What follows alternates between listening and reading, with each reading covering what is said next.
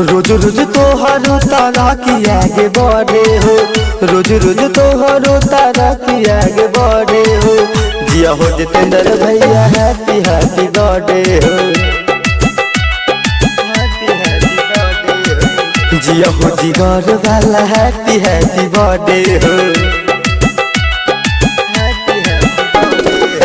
दुखावा के बोझ कबो माथा नहीं चढ़े हो, दुखावा के बोझ कबो माथा नहीं चढ़े हो।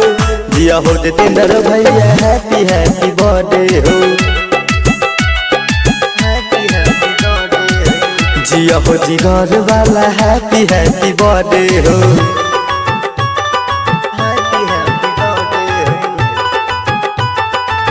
जिया हो जिगर वाला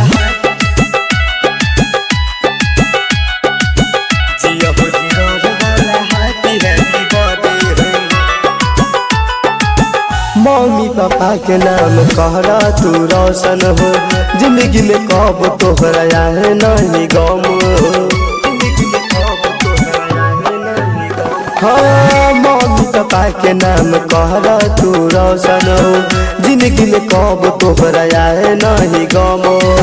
100 साल से ज्यादा उम्र तोहर बढ़े हो, 100 साल से ज्यादा उम्र तोहर बढ़े हो। जिया हो जितेंद्र भैया हैप्पी हैप्पी बर्थडे हो, जिया हो जिगर वाला हैप्पी हैप्पी बर्थडे हो।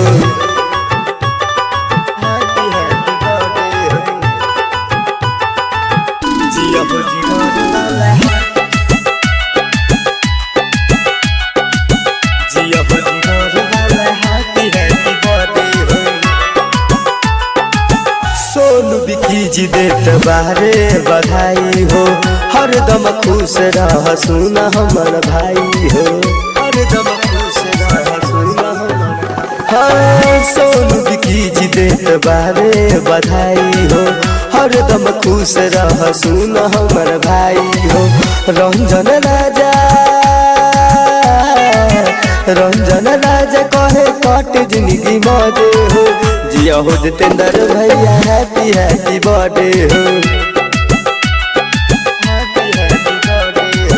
जिया हो जिगर वाला हैप्पी हैप्पी बर्थडे हो। जिया हो जितेंद्र